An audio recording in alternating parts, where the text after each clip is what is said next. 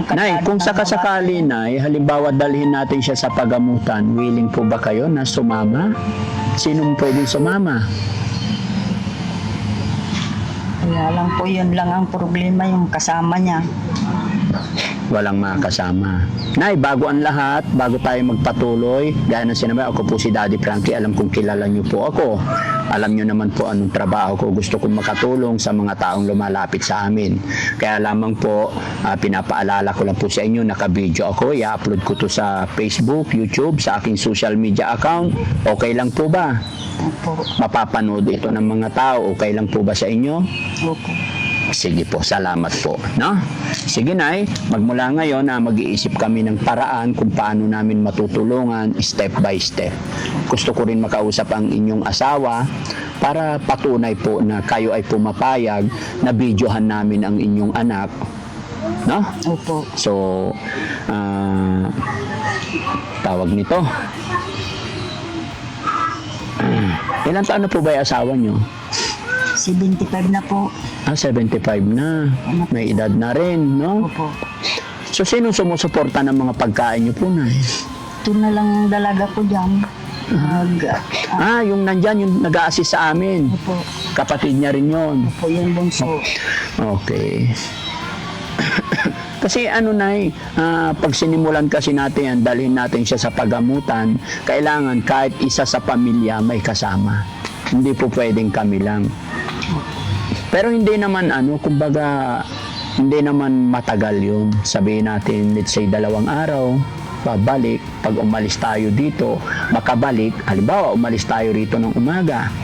Tsaka schedule, hindi agad-agad. No? Titignan natin, schedule pa namin.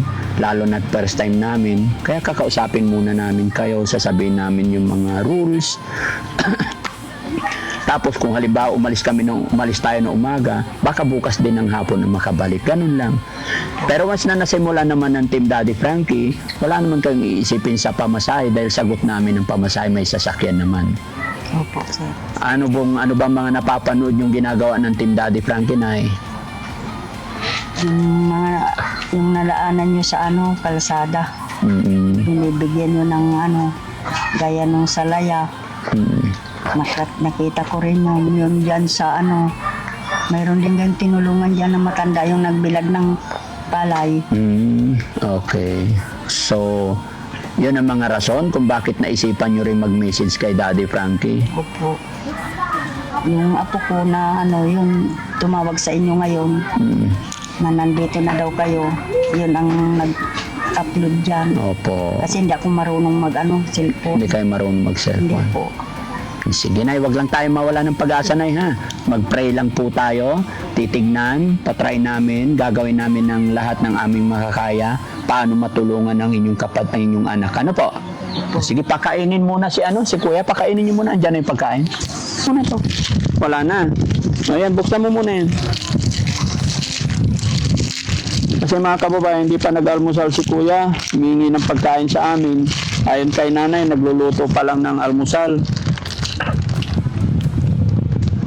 May papel pa, tanggal mo yung papel. Yan. Nuubo na. Sarap.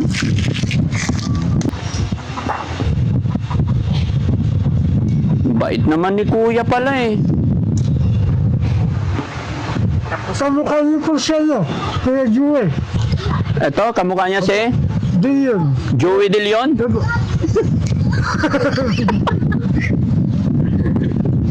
Joey, halika. Joey De Leon. Inom ka muna. Baka maiba yung paningin mo ulit.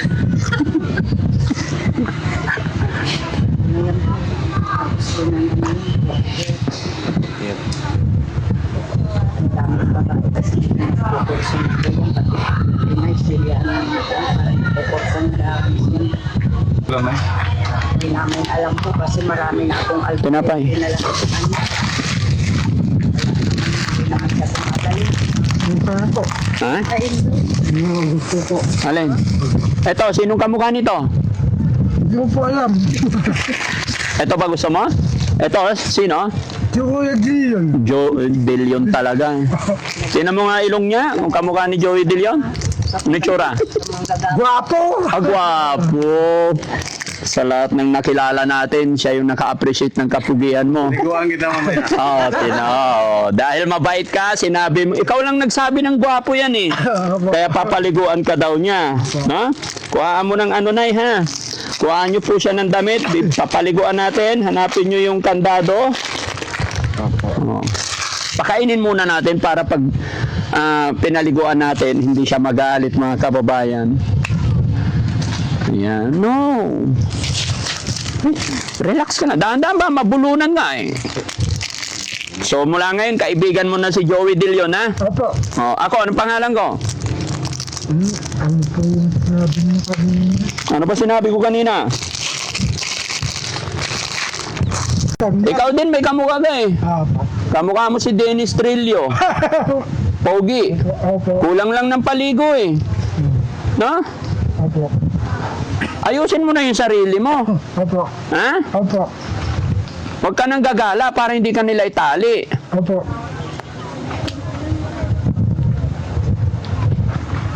Matagal ka ba nagtrabaho sa Maynila? Painanti lang po. Pahinanti ka lang. Painanti. Gaano katagal? Ano lang po? Na dalawang buwan lang po. 2 buwan. Maligo tayo, gusto mo? Opo. Ilang taon ka na hindi naligo?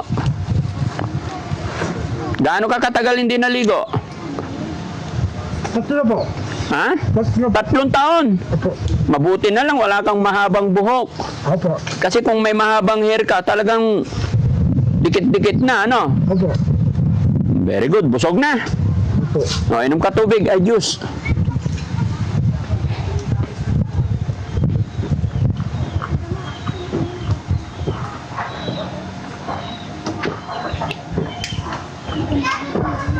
Ay, very good, si Kuya Bimbol, no? Anong sasabihin mo kay nanay? Kasi hindi ka pinapabayaan ng nanay mo. Maraming salamat po sa biyaya na binigay sa akin po yan. Ni nanay. Oh, Mahal mo ba yung nanay mo? araw-araw po.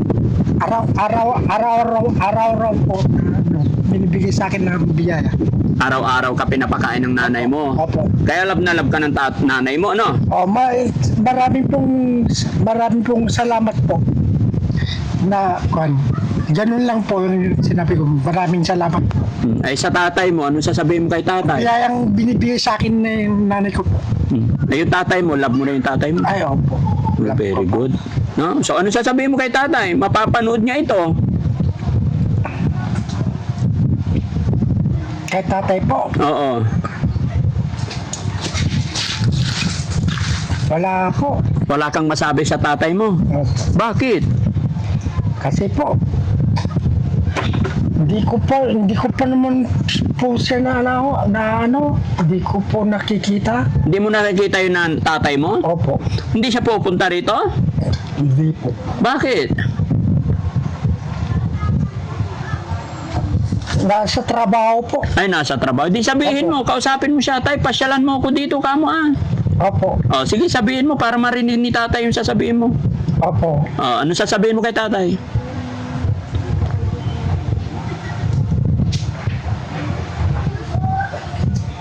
Tay, magpahinga na po kayo.